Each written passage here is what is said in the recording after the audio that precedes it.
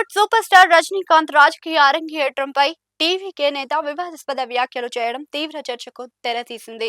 ఈ వివాదాస్పదంపై తాజాగా Rajinikanth social media Twitter వేదికగా స్పందించారు. తనపై వస్తున్న వార్తల్ని వట్టి పుకార్లుగానే కొట్టిపారేశారు. అన్నిటికీ కాలమే సమాధానం చెబుతుందన్నారు. వివరాల్లోకి వెళితే star hero Thalapathy Vijay TVK party general secretary Aadhav Arjuna ఇటీవల ఓ కార్యక్రమంలో మాట్లాడుతూ రజనీకాంత్ రాజకీయ అరంగేట్రంపై అనుచిత వ్యాఖ్యలు చేశారు.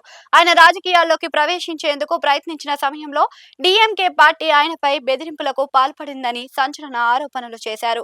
ఈ విషయంలో తను నటుడిపై విమర్శలు చేయాలనుకోవడం లేదు అని ఇలాంటి ఒత్తిళ్లకు తమ నేత విజయ్ తలొంగరు అని చెప్పడమే తన ఉద్దేశమని పేర్కొన్నారు. ఈ వ్యాఖ్యలను డీఎంకే పార్టీ నేతలు తీవ్రంగా ఖండించారు. రాజకీయ లబ్ధి కోసమే టీవీకే నేతలు ఇలాంటి వ్యాఖ్యలు చేస్తున్నారు అని ఆగ్రహం వ్యక్తం చేస్తున్నారు.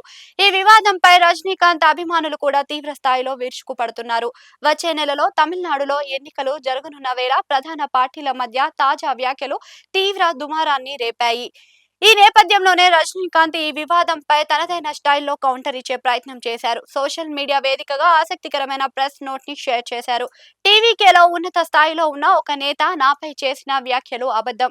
ఆయన అనుచిత వ్యాఖ్యలను ఖండిస్తూ నాకు మద్దతుగా నిలిచిన రాజకీయ సినీ ప్రముఖులు, మీడియా మిత్రులు, అభిమానులందరికీ హృదయపూర్వక కృతజ్ఞతలు తెలియజేస్తున్నారు. ఈ విషయంలో నేను చెప్పేది ఒకటే, కాలం మాట్లాడకపోవచ్చు, కానీ సరైన సమయంలో అన్ని ప్రశ్నలకు సమాధానమిస్తుంది అని తన పోస్ట్ లో స్పష్టం చేశారు. 2021 తమిళనాడు ఎన్నికలకు ముందు రజనీకాంత్ సినిమాలకు గుడ్ బై చెప్పేసి రాజకీయాల్లోకి ప్రవేశించాలనుకున్నాడు. దీనిపై పెద్ద ప్రచారమే జరిగింది. రజనీ మక్కల్ మండ్రం అనే పేరుని పార్టీకి పెడుతున్నట్టుగా వార్త షికారు చేశాయి. అయితే అనూహ్యంగా రజనీ రాజకీయ అరంగేట్రానికి సంబంధించిన పనులను అంతరంగంగా నిలిపివేశారు.